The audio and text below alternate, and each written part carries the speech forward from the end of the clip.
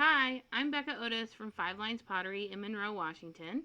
And I'm Ryan Durbin from RD Ceramics, located in Southgate, Kentucky. And welcome to Wheel Talk.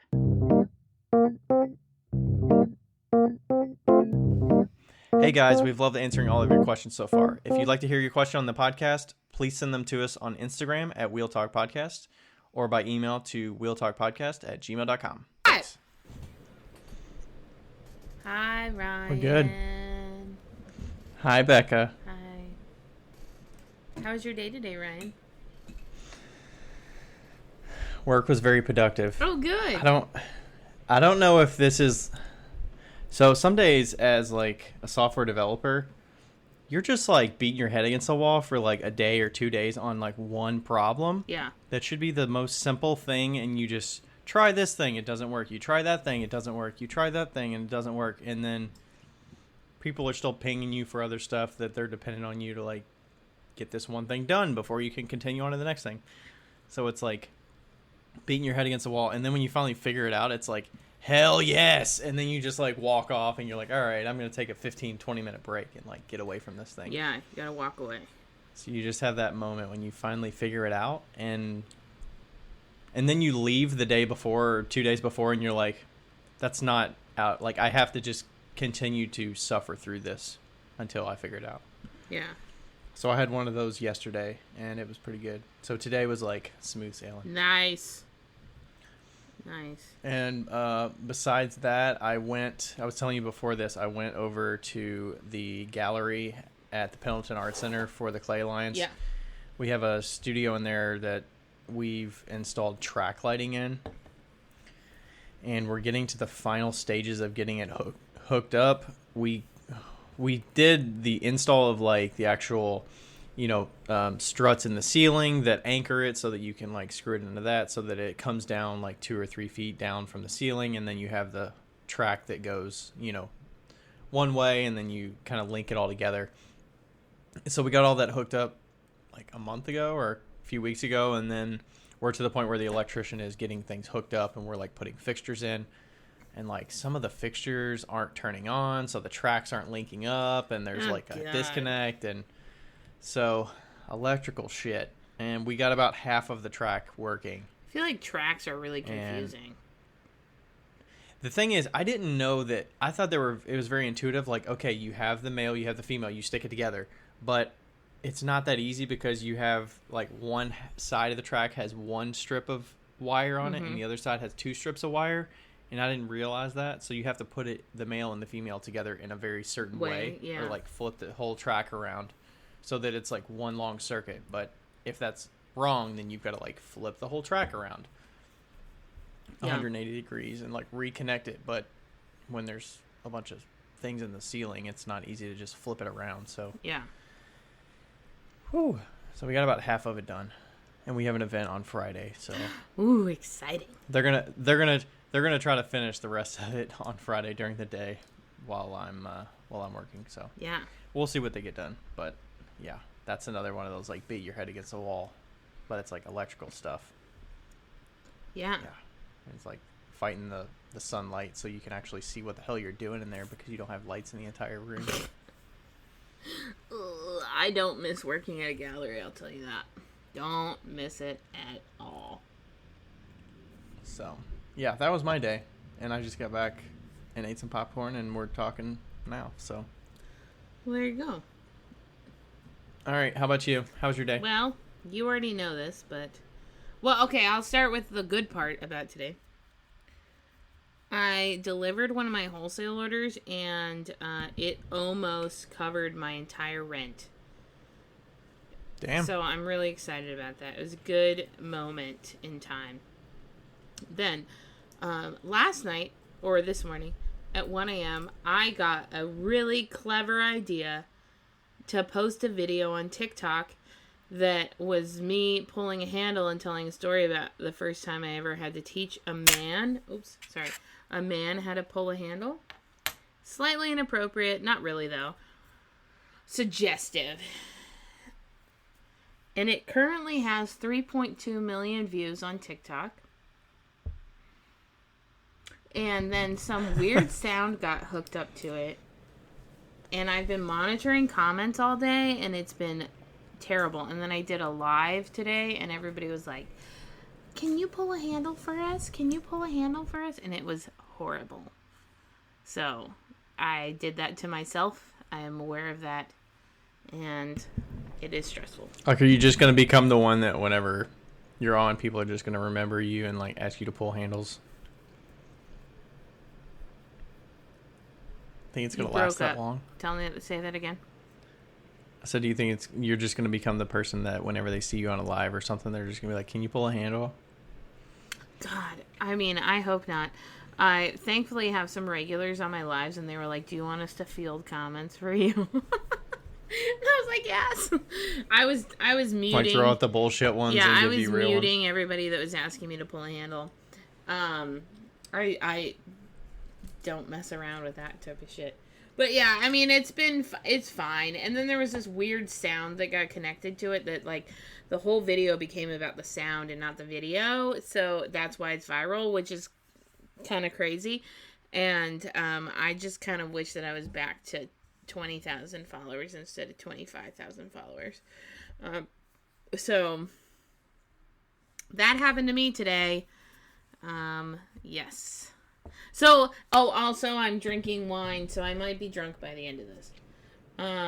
Ooh. There goes those manners. What kind of wine do you drink? Do you drink dry wine or sweet wine? Normally I drink red wine, but I actually, because of TikTok... Which is inherently dry? Inherently dry, yeah, but because... No, you're not talking... When you're talking red, you're not talking... Well, I'm thinking White Zinfandel is kind of rosé. That's like a rosé. Generally dry. I like just like Cab Sauves or Merlots or something like that. But I got sponsored by not sponsored, I suppose, but this company. Ooh, you're sponsored. I know. You're an influencer, Becca. I'm an influencer. Everything you never wanted. What's hilarious? I know everything I never wanted. What's hilarious is that they contacted me before I even had any followers. Like when I had like 3,000 followers, they were like, "Hey, would you like us to send you some wine?" And it was a 24-pack, and I'm like, "Fuck yeah!" And do they even ask like, "Are you of age?" Well, you're way older than these. I know, I'm 30, so I think I'm of age. I mean, physically, not mentally. But it's pretty sweet. So they sent you. So they're actual wine that you're drinking right there. Yeah, it's like cans. Oh, okay. For some reason, I thought those were like alcoholic seltzers when you. Yeah, no, it's like cans of wine. They're 11.9% alcohol. Like me and Val tried one, and we were like, "Whoa!" But they're pretty good. They're not bad. They're zero sugar. I'm doing a little thing. It seems like it would be sweet. Video. Bev.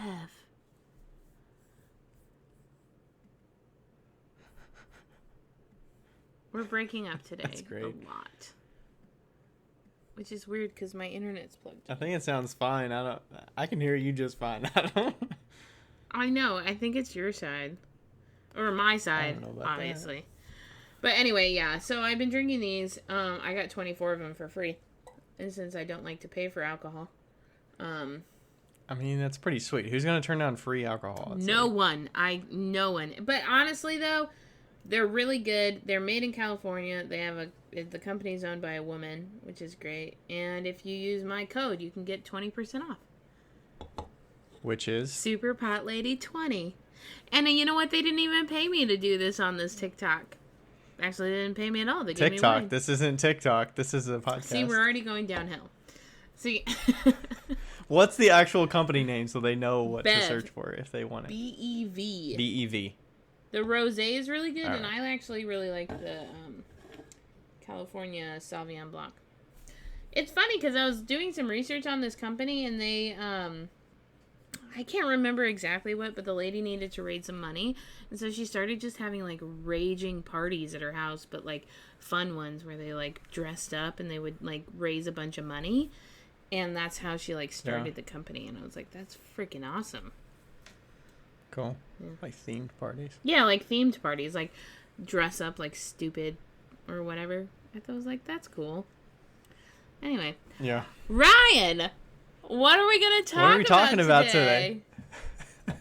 You read the question. I don't know where the question actually is.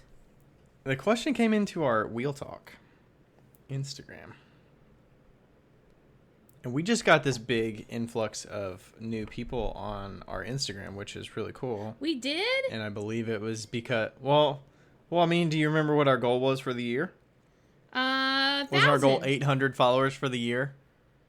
1,000, right? And we're at 962. I thought it was 800. Oh, I thought it was 1,000. I'm looking Either it way, up. we're at 962, so we're getting our way up there. Wow, Yeah, we're at 962? That's Yeah. awesome. So, I I'm think so having proud of us. Kurt and Tara and Matt on was good for new people finding us. All right, so this one came on Instagram. Part of me was kind of like hesitant. Part of me was To talk with them, or because, like when we were going to release it? wait, damn it, my internet just sucks today. Say that again. You were hesitant.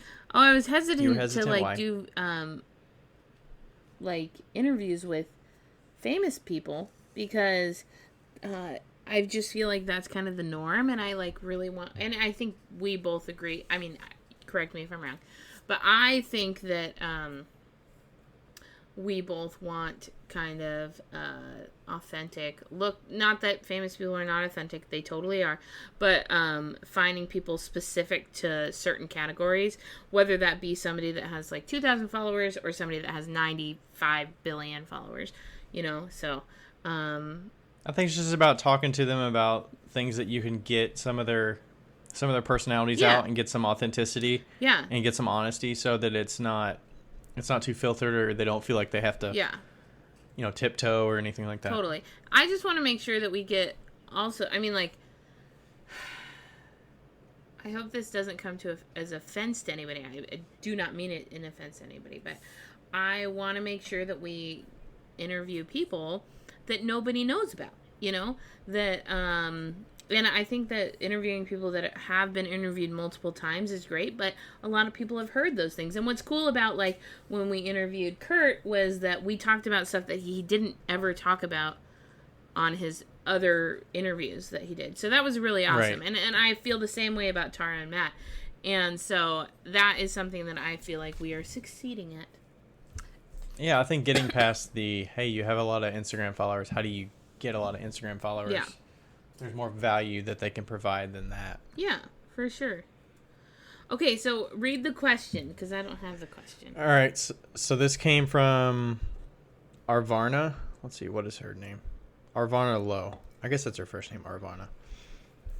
Arvarna on our Wheel Talk Instagram. Okay. So she said, Ryan, how do you balance having a full-time job and running your own business? I have just recently had an interview for a full-time job, and if I get the job, I would still love to continue with my business, but I am afraid I won't have enough energy to do both. I would love to hear any advice you have about being productive in your business while also having a full-time job. Yeah. So today, that's what we're going to talk about. I'm going to interview Ryan. I'm going to try. We have a new guest in the studio. It's Ryan Durbin. Yeah. And I will be drunk by the end of it, so the question should be great. I have no idea where this is going. I don't either. So we're great. Okay, so Ryan, let's hear it. All right, so when I saw this question come in like a week ago, I was kind of thinking, I was like, how do I phrase this? It's not just so general, and kind of relate it to how I can kind of process how I see it. So I'll start with like my situation of where I'm at right now, because everybody can adapt. Some people have kids, some people are different age, some people have different energy levels, whatever, different jobs. So I work from home from a 9-to-5 job. I have my job on the computer all day. I don't have to go anywhere.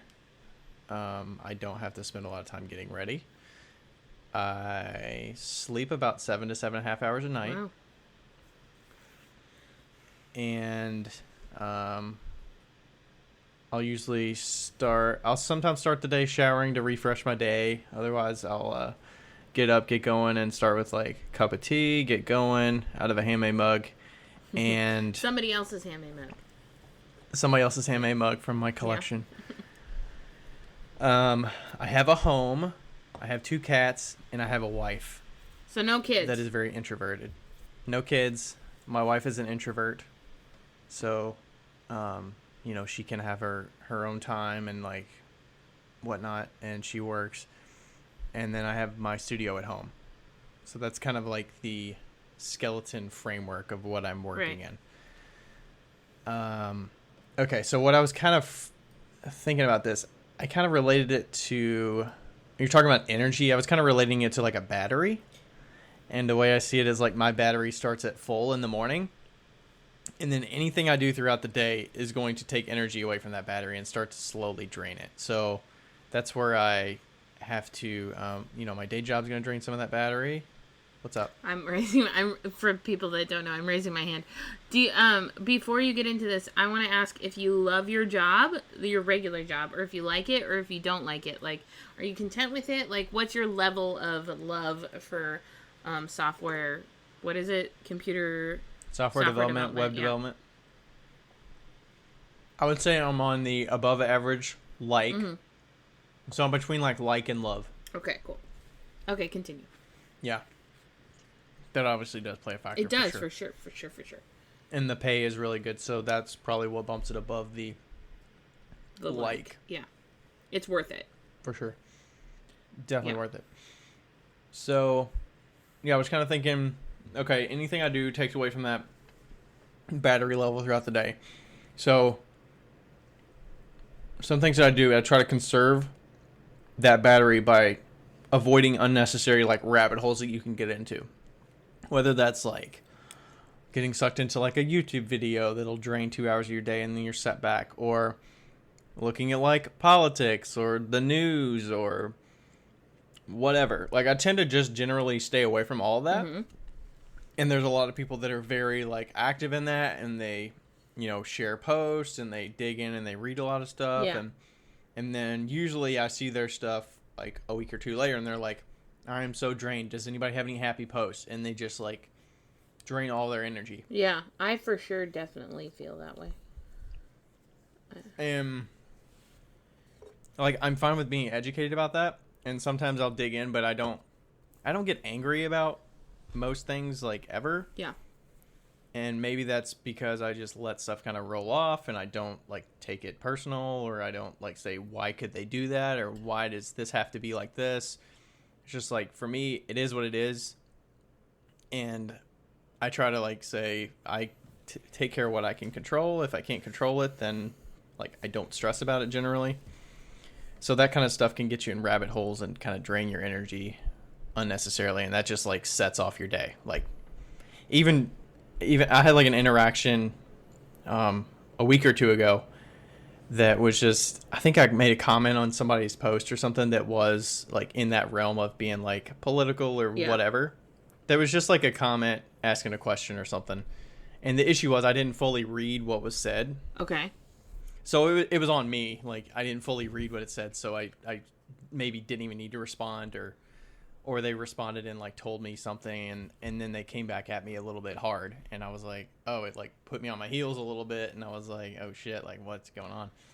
And then I replied, and then like I was waiting for a response from them, and then that just like set me like into this thing, and I'm like re-questioning like what I said or how it was taken, because there's on Instagram or social media, like there's no tone. You don't. Right. I don't know this person at all. They don't know me. We have like one interaction in the past, and it's me like hearting a picture of their stuff or something.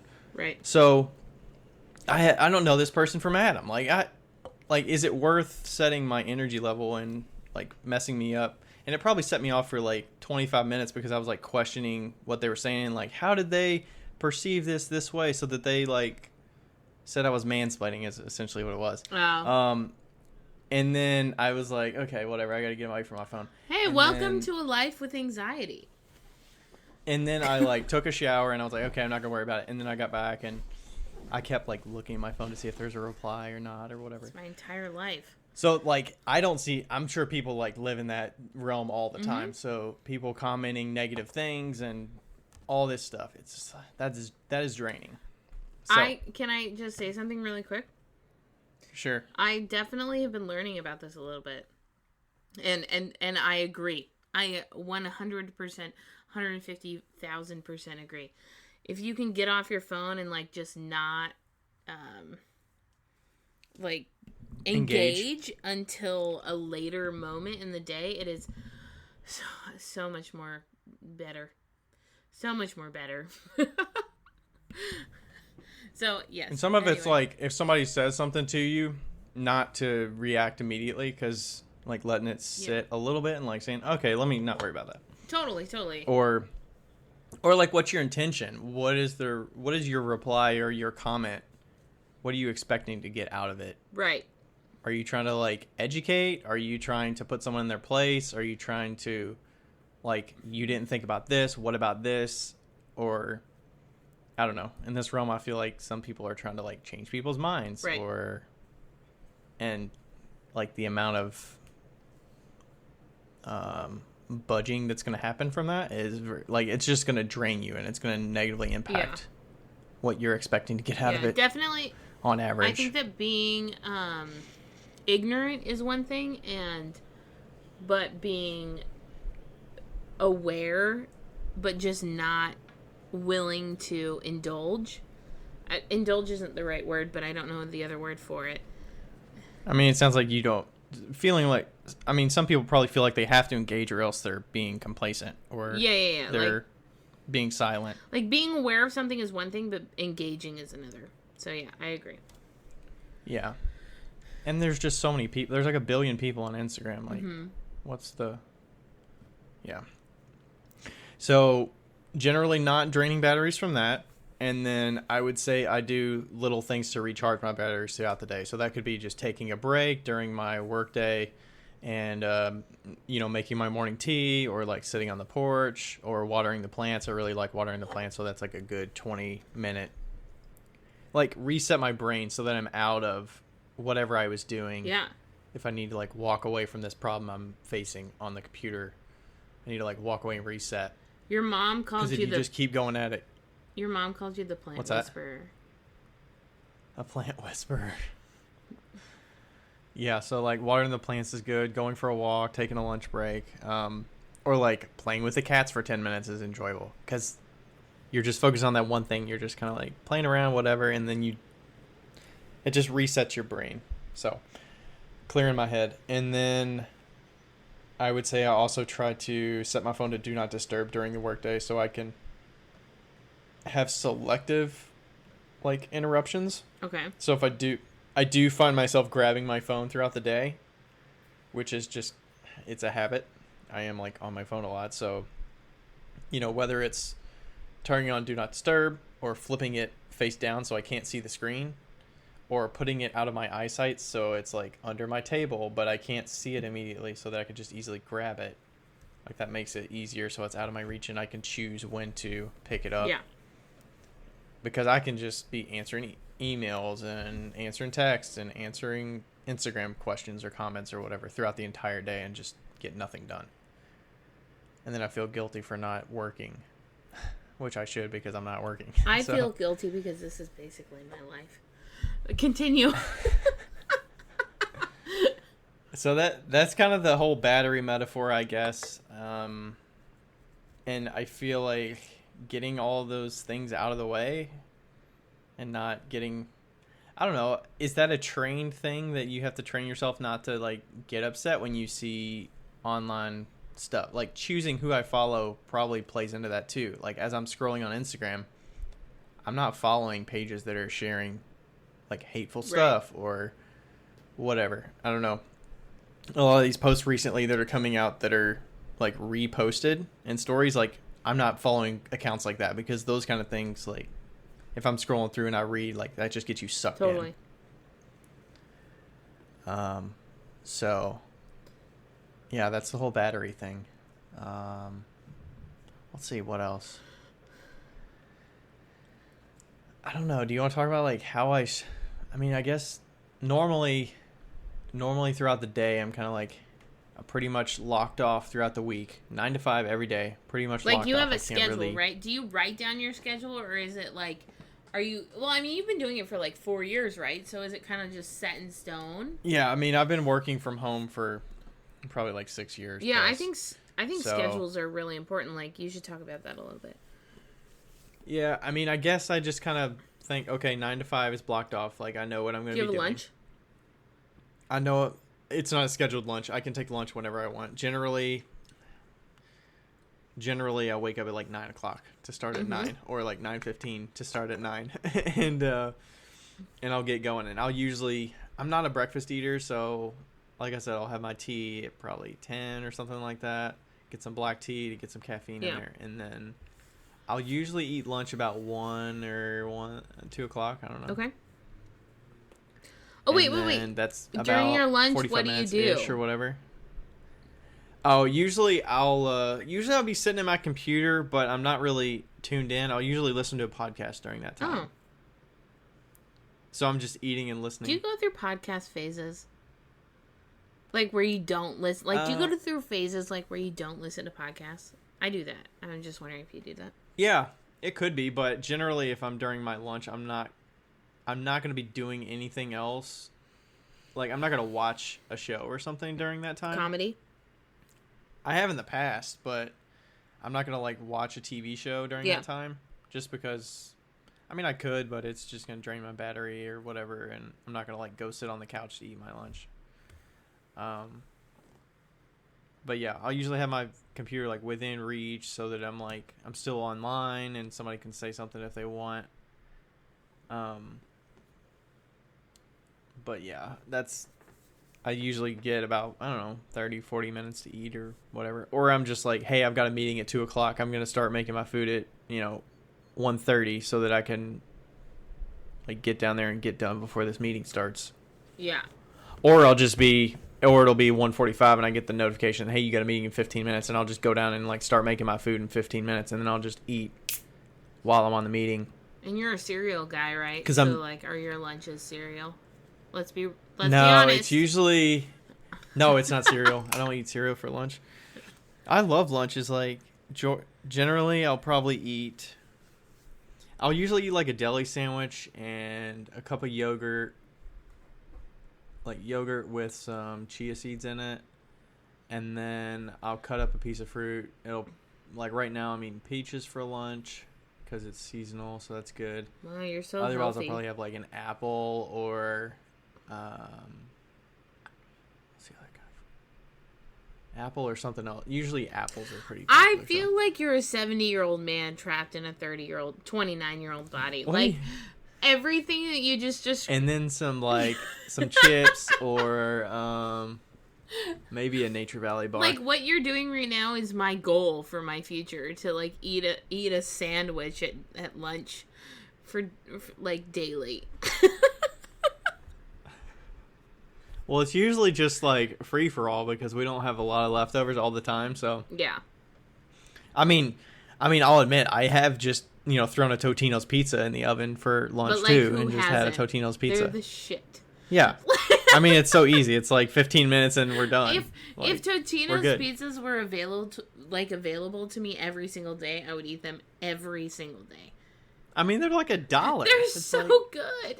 Like, the amount of cardboard that is in the crust, I don't even care. It's, like, so fucking good. What are you talking about? They're packaged. They don't have cardboard underneath the ones now. They're just packaged I in meant plastic. inside the crust. Oh, inside the crust. Like, they have shreds of cardboard making up the crust. It's like how when I was growing up, my brother would always say, ugh, McDonald's hamburgers taste like cardboard.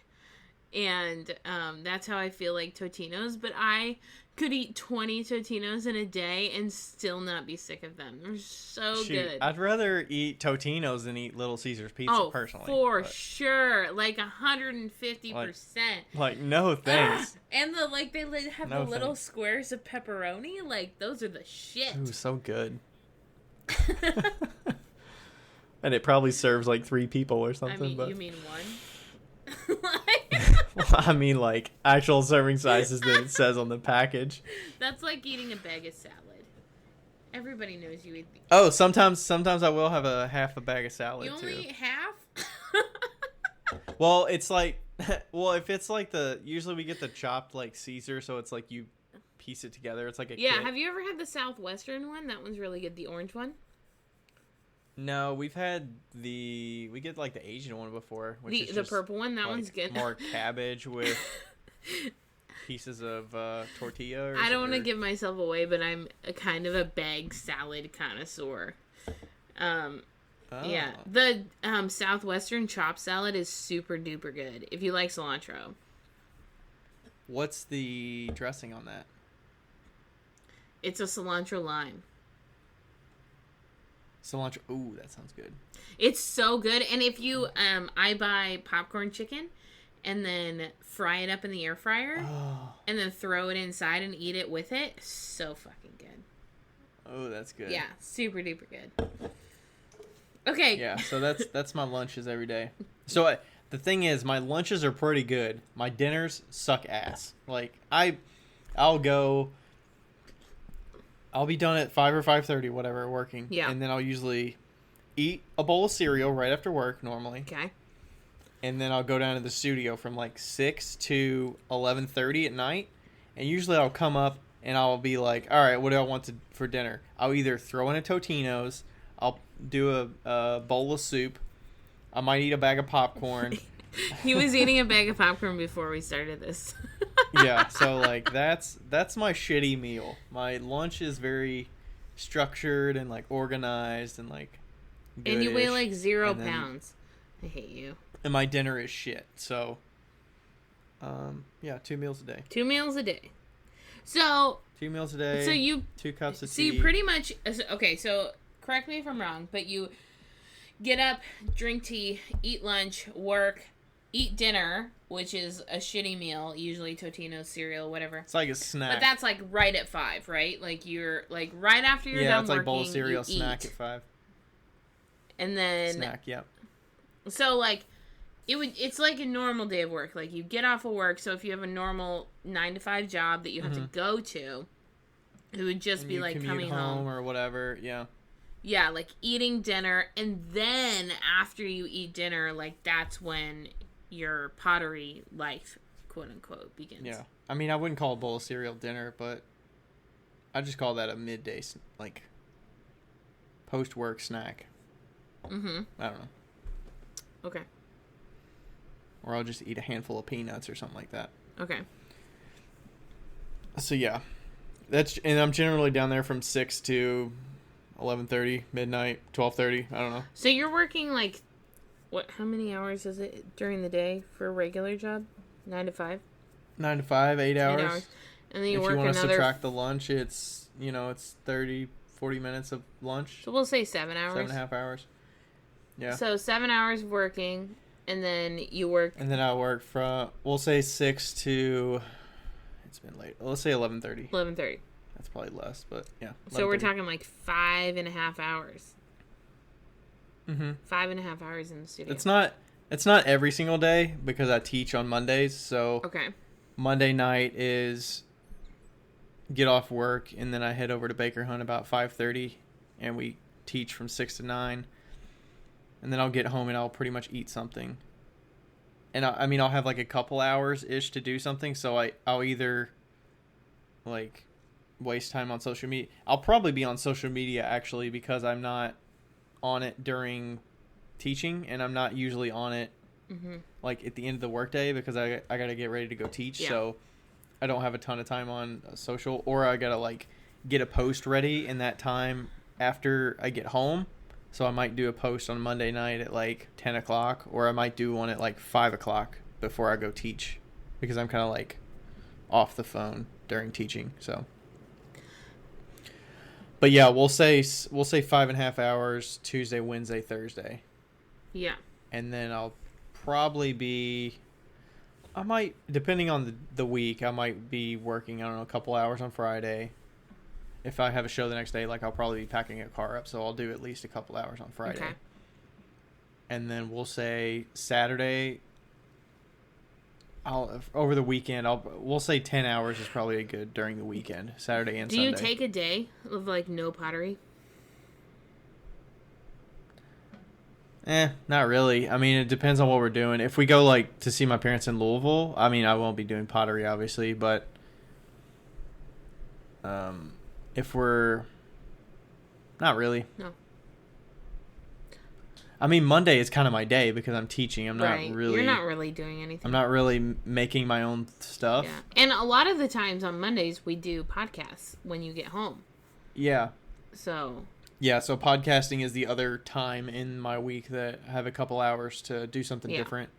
And that's been varying a lot the last few months, I would say, during COVID. For sure. We've had a whack schedule. Yeah. So yeah, what does that math add up to? So that's 11 hours for 2 days, and then we'll say 10 hours on the weekend, so 22 plus another 5.5 or 6 for the third day of the week. So is that about 18-ish hours? Oh, sorry. 28 hours? Sure. 28 hours of pottery. Plus there's other times that I'm like, if I get an order, I might take a break from work and pack up an order for 15 minutes right. too. And Rachel doesn't really help you with any of this. She'll help me with the Etsy stuff. If we're like listing stuff, she'll help me with that, but that's not a daily thing. She's generally not helping me with ceramic stuff on a daily basis or like 2 or 3 times a week, unless it's at a show. I mean, she'll go to a show and help me with the show, but not with my like studio stuff. Okay. Yeah. So 28 plus 40 It's hours. crazy because like 28 hours is like a part-time job. Like that's a full part-time job too. Like that's like a packed part-time job. Yeah. And so I think the part that makes it bearable too is I don't have to commute, so I don't have to leave the house. I don't have to get ready. I don't have to look presentable. Like, I mean, you see me on Instagram when I do my recap, so you'll see me. But like, I think that cuts down on time and aggravation and other things that you have to worry about. Like, do I have gas in my car? How far is the far is the travel? How's traffic? Is it hot as hell outside? Like, am I going to a studio that's going to be really hot and like draining my energy? Like, I'm in an air-conditioned basement studio that's in my house. Like, I don't have any excuse. AC down there? I mean, I have AC in the house, and it's a basement, so it's, like, 65 down there. Dude. I miss that. I got it made. I miss it. I see some friends here that are in a hot studio, and they don't have AC in there, and they're like, oh, my gosh, it's, like, 90 degrees outside. So man, that's energy draining right there. Dude, seriously.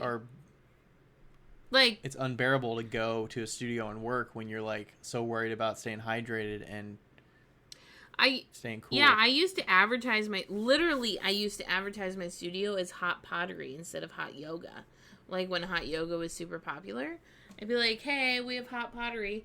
So your studio now it's never had AC, or it has AC now because last year one of my members, her husband is a heating and AC guy, and it was so fucking hot that she was like, Fred, you need to figure this out. Like, you need to get her an AC now. And she like pressured him so hard. And so like we had one night, it was a class night, and there was like 4 guys, and they like positioned an AC up, and it's made all the difference. Like, all the difference. Just a tiny little AC unit. Get some air. Just get some cool air moving. Yeah, in there. It's amazing. Like, I can't even. I think that's highly underestimated. Oh my god, so underestimated. Like I think that is more important than the whole like working in a basement with no windows. Personally, I think the temperature is more important for me than the windows natural light kind of thing. Yeah. I mean, the only thing about the basement is, the silica situation. But still, AC is, like, so, so, so important. Like, I didn't realize how important it was until I got it. Yeah. So, got it made. And if you don't have an AC, just get a terry cloth wet and put it on your shoulders. That's all you need to do. Nice. Or wear, like, tank top life. Or yeah, but still, whatever. Just get a towel wet and put it over your shoulders. That's like the best thing ever. Okay. I'm glad I do not work in a studio that I have to wear a mask all day. Oh my god. There's a couple friends here that have to wear masks in their studio, even if it's in their own immediate space and like nobody comes into it and they gotta wear a mask the whole day. It's like, Oh my gosh. I know we have a curtain That sounds... that I just shut so that nobody sees us not, like me not wearing a mask, because I'm usually the only person there. But, I feel you. So, how do you think, like, what do you think drives you? I mean, I know this answer, but what do you think drives you to keep up doing the, like, the part-time pottery and, like, keep it, like, motivated, you know? I think the long-term answer would be that I want to do this full-time someday, and I know that the small incremental improvements and challenging myself and pushing myself to, hey, it's already 11 o'clock. I can either call it or I can throw something for another 30 minutes because I got clay that's just sitting here and I've got bats that are free. Should I throw, 25 spoon rests while I'm sitting here for 30 minutes and I've got time? Can I throw on some music and just listen to something for 25 minutes? Yeah. Or do I want to, like, call it? So I think those little, like, time challenges are fun for me because I'm like, all right, I got time. What can I do right now? Yeah. Or getting to the point where I just sold some stuff and I want to, do I have enough backstock of these items? Or I just did a show and I sell a bunch of stuff and I'm like, okay, now it's a challenge. I got to restock these items. This is what is on my, like, to-do list, and I need to cross those things off so that I keep progressing and keep up with the demand. I think that's what's fun for me is meeting demand. Like the success. The success and meeting demand and selling things to customers and getting the money. Obviously, getting... Some people might not say, like, the money's not... it might sound too capitalistic, I guess, to be like, yeah, like, I want the money and I like the sales. Like, that feels good. I don't think it's wrong to say it feels good to, like, make money and sell something that you made. And so, like, whenever we're at shows and Rachel's with me at a show, if we make a really good sale, like, she'll, like, give me a high five or whatever, or it'll be like they'll buy 2 or 3 things and she'll, like, put her hand out under the table and be like like, give me a high five.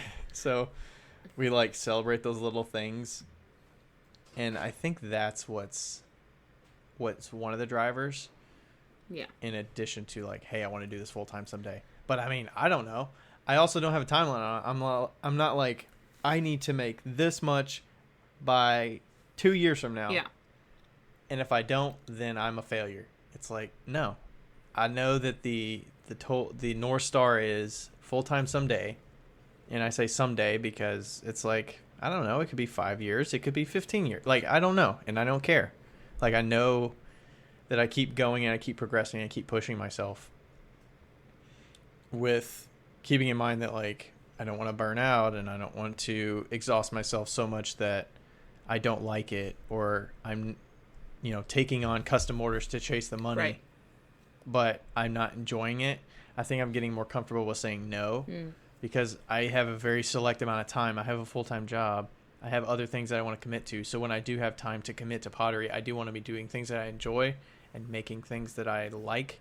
I will take on some customer orders because maybe it's a customer that, I like, or they've showed interest in a certain piece of my work or certain glaze combo, but they want it on a form that I already make, or like a bigger planter that I don't currently make, but I want to try because I know that there's potential for, like, or demand for bigger planters down the road. So, doing a custom planter for this person and figuring out what I should price it at is kind of interesting. And, like, okay, maybe I didn't price it as high as I thought. Yeah. Because once I made it, it, like, didn't make it worth it for me. So it's like, okay, well, now I know, and then I can, like, up that price for the next customer. And I feel confident in that price. I don't feel like I have to lower the price to what they're willing to spend. Right. I mean, that is kind of nice that you don't have to feel, like, pressured. There's this, like, level of where you the line, right, where you have to make money, or you don't really have to make money, but you want to make money. That's that I want to make money because I don't need the money. Right. It's like, yeah, it's like the whole driver for me making the money and making the sales is either to get physical things out of my space because I don't have enough space for them, or, like, I want the sales so that I can make the money. Totally. And yeah, and I feel like that's kind of like the benefit to kind of like having the side gig is that it's not necessary. Like the money's not necessarily. Mm-hmm. Plus, I'd rather like figure out the money situation of like how much I'm actually gonna have to pay in taxes and how much I've gotta like pay ahead of time for like estimated payments quarterly or whatever. I don't want to have to already be paying my bills and then have to, oh shit, I got to come up with $2,000 to pay toward my whatever for this quarter because I sold this amount. It's like, yeah, okay, I have a big pot of money that's just growing and growing because I don't take anything out unless it's for expenses. Right. And like you basically have a savings account. Yeah, for the business. So it's nice to, and it's really satisfying to like see that grow over time. Mm-hmm. And like, oh, I'm selling a lot this time, and then it's going to drop down really big when I, pay out something for the, the income tax estimate or payment. like a Shimpo. I'll have to drop like $1,500 or wheel. Maybe. I was like, Ryan, why the fuck are you trimming or carving mugs on a jug? Get a. It's one of those like pretzel jugs, but it's on top of a pottery wheel that spins. Like, get a fucking banding wheel. I'm using the jug for the height, so it's just like, oh, this costs nothing. Yeah. So, did that answer your what drives me question? I feel like it. I don't know. A lot of people will just be like, when do you sleep? It's like, shit, I sleep like 8 hours a night. Like, there's people with kids that sleep like 4 hours a night. That's so true. I appreciate sleep. If you're not getting enough sleep, I feel like that just, like starts your day off terrible. Sleep is so important. And also, I'm going to interject with also a healthy diet is extremely important, as I've been learning. I could improve in that. Yeah, he could improve in that in the Totino's situation. I don't actually eat Totino's anymore. Actually, I kind of want one right now. But I went on like a journey of like food situations, and I feel like I've found myself like realizing that food is so important in just our energy level. Like when I eat clean and when I eat super healthy, I'm so much more energetic. In the past month, I don't want to use the word blossomed, but I'm going to say it. I've Oh my gosh, I can't believe you're saying blossomed. I couldn't see you saying that. I'm blaming the wine. All right, go ahead. I've blossomed. All right. Into somebody that has like a ton more energy, and I was like, what the fuck? Like, I was so tired before this, and I'm just so much more energetic, and so food has a huge part to play in it. So what do you do I know you have access to, a fridge and stuff at the studio. So what do you do as someone who doesn't like work from somewhere immediate that, you could prepare food? I mean, I guess you're kind of in the same situation I am though. You're within distance to like make your own lunch. Yeah, or I have a kitchen in my studio. Whatnot. So I usually eat bag salad. For lunch, and then for dinner, I may go out or I may not. But it's, in the past month. What do you do during your lunch break? And how do you decide when to take a lunch break? I don't have a lunch break. Pretty structured, or do you just do it when you're hungry? I have a super unhealthy, like, schedule routine. So don't follow me, follow what Ryan does. I don't really have a lunch break, but what I do is I eat a smoothie in the morning, or drink a smoothie in the morning, and...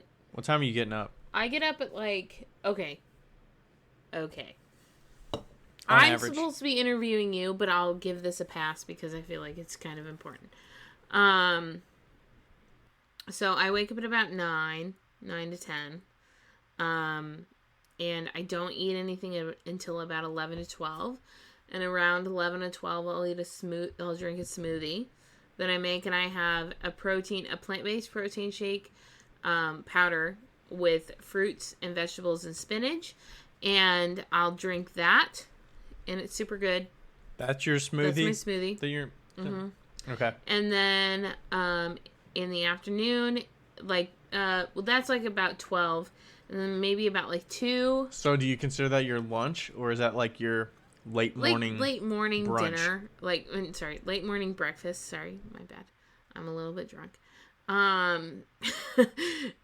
So, and then I eat usually a bag salad for lunch, or some sort of protein, or if I'm feeling super not conformative, I'll eat like Thai food or Mexican food, but usually like a bag salad with chicken. And then for dinner, it depends. Sometimes I skip dinner, sometimes I don't. I get free food from a few restaurants around town, so I usually eat that, or like some sort of protein. That's usually it. But I'm usually really full from the salad and the protein shakes. See, if I had some protein like chicken or something like that, I'd probably eat that salad. Like, I could either eat a deli sandwich, a salad with chicken, or like a bowl of soup. Like every day. That would be my lunch. Yeah, like I really like my main food. Yeah, I really love just like, so Grocery Outlet, which is like the shitty outlet, like, you know, where they get all the stuff from Costco that's almost expired, has the bag salads, and I just get one of those. They're like $2.50, and I grab one of those, and I get popcorn chicken or chicken strips, and I just throw them in the air fryer, and that's what my lunch is. And it usually lasts me for the rest of the day. But nice. I also have been learning that I actually don't eat enough calories. So what are you doing? You throwing another shake later in the day, or? I mean, I've been working on it, but my eating habits are not healthy, and I've realized that it's mostly because I actually don't eat enough. I eat about maybe 1,000 to 1,500 calories a day, where I should be eating 2,000 to 1,200 or 2,200 calories a day. So, yeah. Who knew? Yeah, I don't know how much I eat. Who knew that people that weighed over a certain amount should be eating more calories? Not I. That is for sure. Huh. So have you felt less drained as you've eaten more calories? No, but I did a food test, so it came back that I am intolerant to whey, to eggs, to milk. Well, milk and whey are the same thing. So whey, eggs, wheat, mostly gluten, all the cheeses, and beans. So I basically can't eat anything, which is really sad. It's like dairy out the door. Like beans, specifically beans, pinto beans and black beans are my main diet. I could eat beans, rice, and cheese for the rest of my life and be fine. So, thanks God. Beans and rice, rice and beans. Beans and rice, rice and beans. Okay, so, let's go back. Let's go back to when there is one more thing that I wanted to mention that was I wrote on here, that things I don't do on a regular basis personally. So some other people probably can't not do this, but I don't do the grocery shopping. Rachel does all that. Oh. I have done it in the past, but generally she does it. I exercise 1 day a week for 45 minutes with Rachel. Love you. I think generally I guess because I don't know. I'm sure it helps that I'm doing pottery stuff and I'm standing while I'm working, and standing when I'm in the basement and stuff, and walking around and going up and down the stairs. And that you weigh 0 pounds. Stressful exercise is 1 day a week. Making dinner generally, we'll make dinner together, maybe every other week or every 3 weeks or something. But generally, if we do have a dinner that gets made, Rachel will make it. Right. I do not cut the grass. Rachel does all that. What? She took that on last year because she wanted the exercise. So I was like, hey, if you want it, you can take it. I don't feel emasculated one bit to not be cutting my grass. If she wants to do it, She Rachel, can do it. you're a badass, and I love you. Some of our neighbors are like, "Why are you cutting the grass?" And I'm like, "She wants to do it." Some people were like, "Oh my god, why are you're married and you're not cutting the grass?" This Whatever. might be my favorite podcast that we've done. And, could you believe I don't cut the grass? No, I totally believe it, 150%. Okay. And then generally I don't like go out with friends much. Like we'll probably schedule get-togethers or hang out with. I mean, during COVID it's less, but we'll probably go hang out with friends like every other weekend or every 3 weeks or once a month or something like that. Because we're at art shows so much, that's kind of our like hanging out time. And generally I'll see other potters there that I know, or I'll have clay lines meetings or something like that I'll like see people that I know and talk and chat and like that. I feel like you do game nights, don't you? Not super frequently. I mean, we might play games, every couple months or 3 months or something. But we'll have friends over, or we'll go over to their place maybe once a month or every 6 weeks or something like that. It's been kind of weird now with COVID, but I try to get us to like schedule something like, hey, can we reach out to them and like hang out for a Friday night or whatever, or a Saturday, and we'll bring tiki drinks or we'll bring a game. So we went over to Kelty and Tanner's last weekend and played some we played Sequence, and then we had some dinner. So I love Sequence. Like that was fun. I try to like push for something like that because I don't generally hang out with people socially that much compared to Rachel that's around people all day during work, like 2 or 3 days a week. So she gets drained and she's like, I need time alone at home. And then I'm like, hey, can we like schedule something to get out with people? So basically, and I mean, what he's saying is if you are an extrovert and you're a potter, we don't know how to help you. Like being in a community studio, you're going to need to listen to a different podcast. Or maybe some people are good with like having a weeknight that they hang out, that they have dinner with friends every single week, and that's like their habitual. I feel like Wednesday for me is that day. Like Wednesday's the day that I'm like, you know what? Whatever. Like nothing really needs to get done. It's fine. I'll do what I want, Yeah. Like choose the day. So you spend the whole day doing that? Yeah. Or you do, like, that's your evening? No, like, the whole day, I'm like, whatever, it's fine. Like, if nothing happened on a Wednesday, I would never be disappointed. And that's like some small businesses that have brick and mortars, like, they're closed on Monday, and generally they'll kind of, like, that's their day off. Yeah, I think it's important to choose a day. Like, choose a day that you're like, you know what, this is my Sabbath, quote unquote. Yeah. Like, this is it. Like, this is the day that I'm not going to do anything. And if I have to do something, that's fine.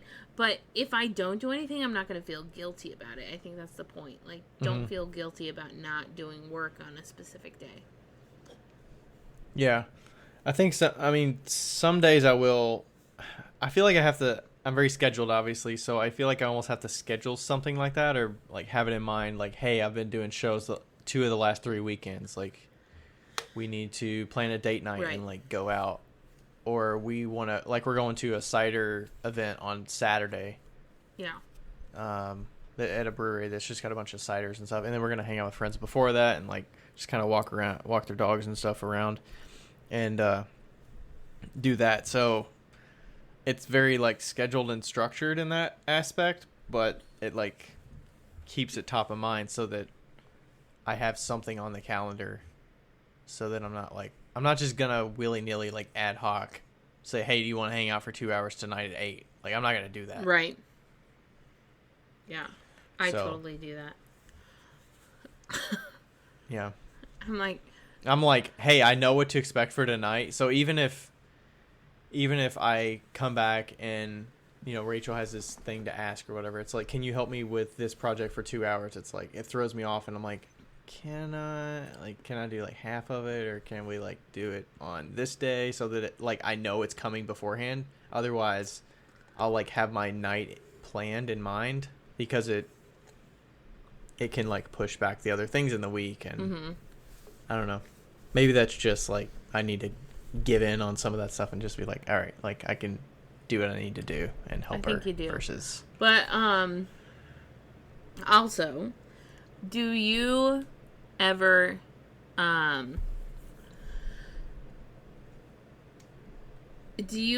like, what am I trying to say? How do you not, like, hate ceramics? I guess, like, you keep doing it, so, like, what makes you not, like, dread going down to the studio at, like, 6 p.m. every single I think day? it helps that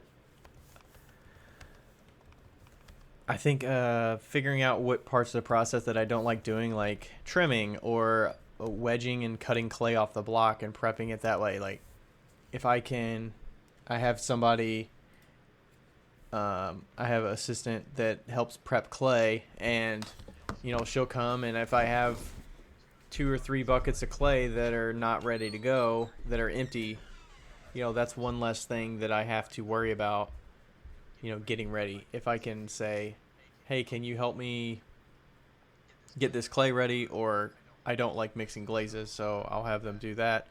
I'll be like, hey, can you get this clay or get this glaze recipe weighed out, mixed up, and, like, ready to go? And I'm perfectly happy to pay them for that work, because I don't want to do that, and it's going to be a roadblock for me wanting to get down in the studio and actually working on that task.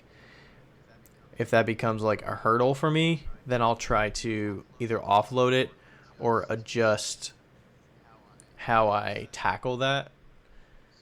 So if I have something that's terrible that I don't want to do but I have to do, like putting slip-on mugs because they need to be carved, maybe I'll trickle in some of that after I throw a bunch of mug bodies, or trim a bunch of stuff, or throw a bunch of spoon rests, and then I'm like, okay, let me spend a little bit of time doing this thing that I don't like doing as much. I'll put slip on these 4 or 5 mugs, and that'll, like, trickle in the tasks that I don't like doing. Yeah. And so I can get back to doing tasks that I like doing. Or, I can just turn on a podcast and learn something, or watch a movie, or whatever that's in the studio that'll kind of keep me going. And I feel guilty, or like I can be more productive if I'm just sitting around not doing that. I don't know what I would be doing with my evenings if I was not doing pottery. You'd probably just be watching Netflix and playing games.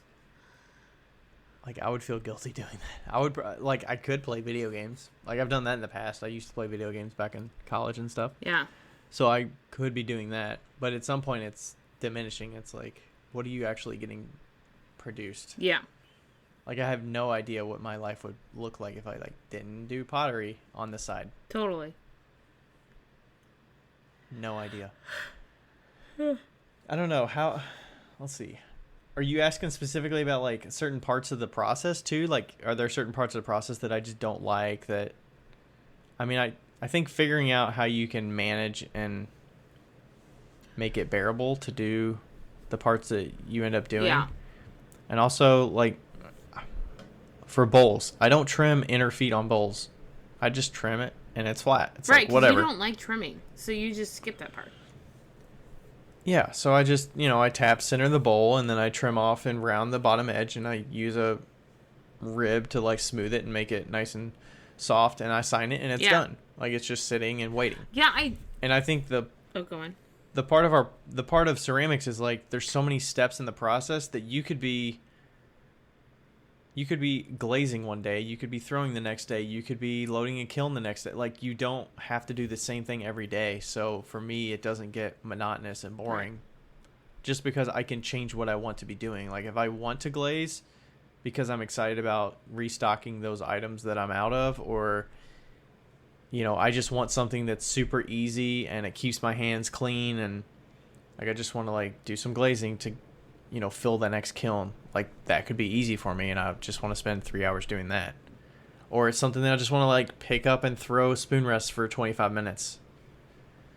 Like, I think continuing to, like, find little time slots and understanding what I can get done in that time frame that either keeps pieces moving along in the process like trimming or signing work or putting holes in the bottoms of planters or whatever that you can do in that time frame that'll keep your pieces progressing Yeah.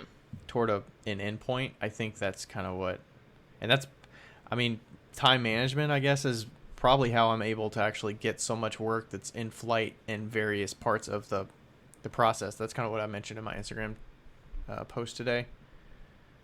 Yeah.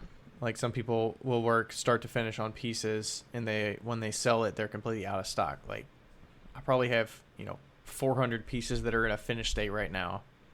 I probably have 200 pieces that are in a bisque state right now, and I probably have 300 pieces in a bisque state, and then I probably have like 150 pieces or 200 pieces that are in a greenware state right now. And then I have buckets of clay that I probably have 300 pounds of clay that are in buckets that are ready to go. 400 pounds of clay. I don't know. Something like that. I probably have like 6 buckets of clay that are ready to go. Totally. I know. Yeah. So it's like having all those pieces in different flight, I can pick up and do whatever I want based on what I'm feeling like doing. Totally. For sure. I think going back, it's really important to figure out what you don't like about the process and find a way to make that bearable. Me and Ryan both don't like to trim. Like we both are like, nah, we're good. And so I don't trim my mugs anymore. Last year I figured out a way to like really cut down on my clay and to make sure that it was super efficient, and then I just cut off and then I roll the rims and that's it. And that's not something that is, and you don't feel like you're sacrificing quality by doing that. No, definitely not. Like I made it a way that it looked like it was still being trimmed to a point. And so it doesn't feel like it sacrificed quality at all. And I think that's super, super important. And just to know what makes you happy about what you're doing, like we don't like trimming, so we don't trim. We have found ways around it, and that's really great. There's a lot of old school potters that would say, you're not doing it right if you're not trimming, and well, sucks for you. I sell plenty. Like, Yeah. it's fine. It's fine. It is fine to kind of like navigate your pieces and your product in a way that makes you enjoy the process. The process is more than the result, in my opinion. The process is what we have to endure, so it might as well be pleasurable. Or that sounded weird. Do you have, and you kind of started having a separate line of work as well. Does that help you make it more bearable too? Like your dot stuff or your more painterly pieces? Does adding that into your process help you? Yeah, I feel like so. Enjoy it more? Yeah, I mean, like, especially when I do like I started doing like super line work and like super precise stuff, which is my painting style. It's simply Saito. My last name is Otis. Saito is Otis backwards. And then I started doing like more painterly stuff. And that has helped because when I was starting to doing like the Simply Saito stuff, it was not trimmed. It was very simple. All of the stuff that I enjoyed doing in the process. And it super helped. It's like having a hobby within your job. And that's like super awesome, I feel like. I think that's where the carved pieces have grown. And I could see there's a different, I don't know if it's a different customer base, but it draws different attention. I mean, it feels a little scattered on my Instagram when I post production kind of stuff, and then I post with bright glazes or whatever, and then I post the carved things, which has its own audience. And then somebody commented the other day, and she was like, "I specifically follow you to see this style." Yeah. And it's like, hey, you're gonna have a subset of people that mainly like you because of this style, and they don't care for your production stuff with a basic glaze. but that's fine. Right. And it gives me something different. I mean, I would probably really hate it if I had, pre-orders for carved mugs and I had to make 100 of them. That would suck. Totally. But if I can make 20 every 2 months or 3 months or something, like, hey, it's not a big deal. Yeah, it's totally different. Like having, I was talking to Isaac Shue, who we definitely need to have on the podcast. Isaac, by the way, I know you're listening. But he was saying that he can sell only one style on Instagram and one style on Facebook. So he can sell like the wham bam, like get it done style on Facebook, just the regular stuff. And then he has this. I don't even know that I've seen his regular stuff. Like nobody has, because we've all viewed him on Instagram. And his Instagram style is so much different than his Facebook style. And it like that, those are the type of dynamics that keep a lot of us alive, because we're like, oh my God, I know he loves doing the decals, and but does it also pigeonhole you into a certain style and a certain thing that there's demand for it? I feel like it might, but also you have that back burner style, like I have the regular style behind me that everybody's gonna buy. I know that it's nice. I know that it's solid. But it's affordable. It may not be like... Yeah, it's like a $25 cup. Like, it may not be a $100 Mug Club's item, but if I did that $100 Mug Club item, it's going to sell. And that's kind of like a nice feeling. You're like, hey, I can sell these at $85. And it's cool because some people that feel like that's a splurge to get a handmade mug for $25. That could be the only handmade item that they own. Absolutely. And they love it and they use it all the time. Versus somebody that has a ton of pottery and they get this $100 mug that's like one in a... Like, you're not going to get somebody that doesn't own any pottery, most likely, any handmade pottery, and they're going to buy a $100 mug and that's it. Totally. And that's the only thing that they use. Yeah, absolutely. Before I started, like, in the pottery world, you could never make me buy a $25 mug. Like, never. Like, not even a possible chance. And now that I've been in it, it's like I dropped $80 for one of Isaac's mugs. And we have it in the office, and the girls are like not okay with washing it because they know how much it costs. But but like, that's the life that we live right now. But like before that, buying something that was $25 was like, this is gold. Like I can't even wash this because it cost me $25, and that's like a real thing. And people need to know that is just as valuable.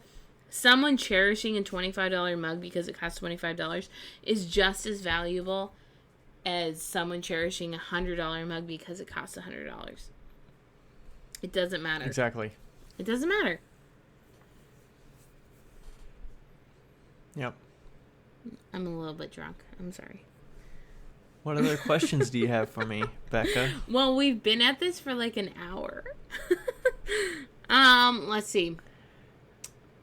What other things are full-time or part-time stuff that people would... I don't know. I almost want to talk to somebody that does it on the side that also has a family and stuff. There's somebody in mind that I have. I think she's full-time though. Yeah. I want to talk to someone that has some other commitments that is like, I got shit going on. Yeah, like, because it's different, right? Because when you have a full-time gig, it's like survival mode, and when you have a part-time gig, it's more like passion driven.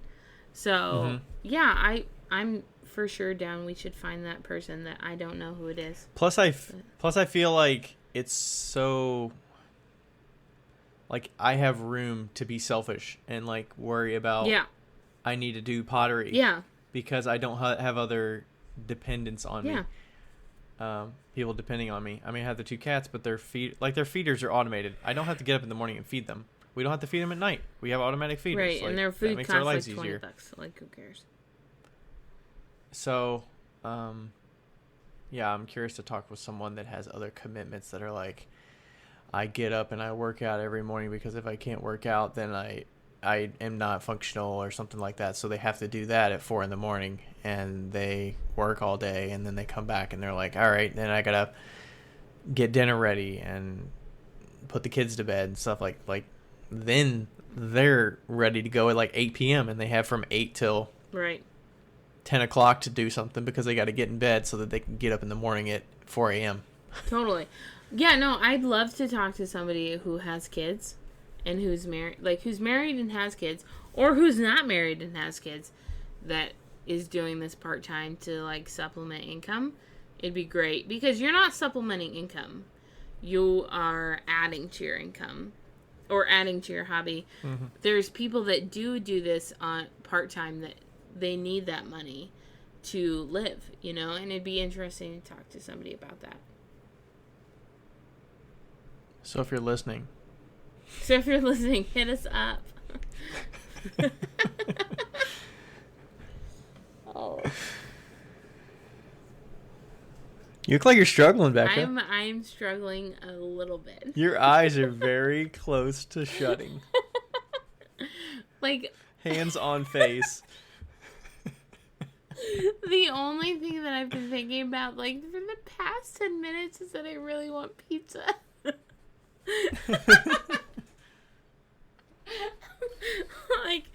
I'm about to call Monroe Pizza and Pints and be like, can I have a cheese pizza, please?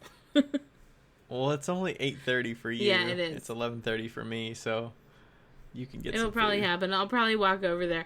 Which, by the way, low-key, my favorite thing to do while I'm drunk is to walk. To walk to places, because I feel like I'm walking faster than I'm actually walking. Not that I'm totally drunk right now, but... Plus, you have, shorter legs, so you put more effort when you walk. Totally. My favorite thing when I lived in the U District was to get totally smashed at one of the bars and then walk up to Mamo's Pizza, Mamo's Taqueria, and buy a burrito, and then walk down, because I walk especially fast when I'm drunk, and I love that. Have I done an okay job interviewing you tonight? Yeah. I mean, I think I just get a question and I just roll with it for 6 totally minutes. do. And it's all right, what was that question? I don't know. All right, we're just rolling with it.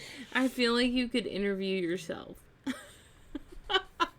I mean, I've done solo episodes where I just keep talking through a note that I have written down. Totally. Anyway, do we have anything to add at the very end? Not that I know of. Bye, Bev. Bye, Bev. Clearly, 3 cans got me smashed, so buy it. Yeah, bye, Bev. You need to tell your TikTok people about the podcast so we can get some podcast. I took some videos. Some people throwing some stuff to us. I took some videos. I figured I could do a little Bev, commercial. Made me through an episode. Yeah, maybe. So, yeah, I think that, totally. I feel like, honestly, from an outside perspective, I feel like when I had a regular job and I was doing pottery on the side, it was so much easier to do pottery. What do you mean easier? It just gets so much harder to be motivated when it's your full-time job. That's what I feel like. I think I would definitely struggle with getting up and getting going in the morning. My work schedule would shift if I was doing this full time. Yeah, for sure. I mean, yeah, you are I would probably be accountable. stay in bed till 10 o'clock, shower, be 11-ish, and then I would probably get going. Yeah, I feel like your work schedule where you have to get up to be at the job at a certain time is so important. And working for yourself, you don't necessarily have that. A couple days last week, I slept until 12. Let's be real. And it didn't affect me all that much. But I also stay up until 11. But still, yeah, definitely having a side gig, I feel is almost... You only stay up till 11? No, I stay up till 2. But I work until 11. Sorry, my bad. Work until 11. Okay. And then I come home, and then I sleep, and then I get on TikTok and waste my life away until like 1 or 2 in the morning. That'll be a time suck right there. Fuck yeah. Don't download TikTok. Just don't. Just. I don't know. For some people, it's like, do not disturb helps. Putting your reminder on Instagram of how much time you spent on it helps. Yeah. I don't know. 3 alarms in the morning. You have to be very conscious about it and, like, get off of it. For sure. Yeah, like, set yourself a time limit. I don't rarely spend any time on Instagram or Facebook anymore. So, yeah, I mean, and also, you know, like, Tara was saying last week, you know, like, getting on TikTok, it literally relieves all of my anxiety. I laugh my ass off. I watch the videos, and it's fine. Like, it feels great. Like, I have anxiety, so, all the things that you choose not to do, I have a really hard time choosing not to do. So, that's kind of one of my things, is I look on TikTok, and I watch the funny videos, and I don't think about life, and that's it. And that's how I escape it. Yeah. Yeah. Yeah, each person's different. And what I'm more of a the more I do something that I know is like not productive, I feel guilty personally, so that's what helps me avoid doing it. Yeah. Cuz I know it's not going to be productive and I could be doing something else. Even if I'm like going in the studio and doing something so low effort that I could easily do. Like, hey, I can just take bisqueware off a shelf and start writing glazes on there that I need to start glazing the next time. Like, I could spend 15 minutes doing that, or reorganizing my, you know, shelf of finished pots so that I price everything. Like, that takes little to no effort, and I don't hate doing that. So I can be productive for 15 minutes, and it's so low effort that it's still going to be something better than sitting on my phone for 20 minutes doing nothing. Totally. Also, this is on another level, but all the people that are viral and on the world of internet, I don't understand how you get it. Like, I don't understand how you do it mentally, physically. It doesn't make any sense. I don't know. Some people on Instagram too, if they post something, there's a drive to like top the last one. So the content creation and drive to the anxiety from that, stressful. I just don't even understand. Not at all. Yeah, don't be I don't know, what, a slave to the numbers, is that kind of the... Yeah. Slave to the numbers. Don't let them drive you and be like, you have to hit this number or else it's a failure. Yeah. It's like I posted this thing in the bisque kiln and I'm like, that thing is not going to get anywhere near the likes that my other ones get. It's like, it's all right. It's totally fine. Don't be a slave to the numbers. That is all. All right, Becca. Take a nap. I'm sorry. I hope I get your pizza. I composed myself enough for the end of this episode. I promise I won't get drunk on Bev wine again. It's been a rough day.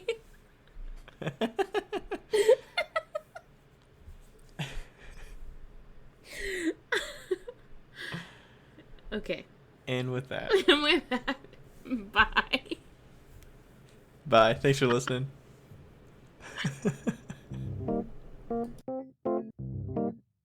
Hey guys, thank you so much for listening to our podcast. We really appreciate it, and we're having so much fun.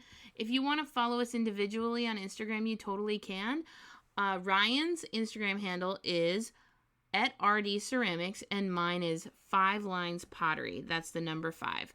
We would love to hear from you, and don't forget to write us a review on our podcast. We read every single one of them, and we totally appreciate them. They help us out an awful lot, and they also put smiles on our faces.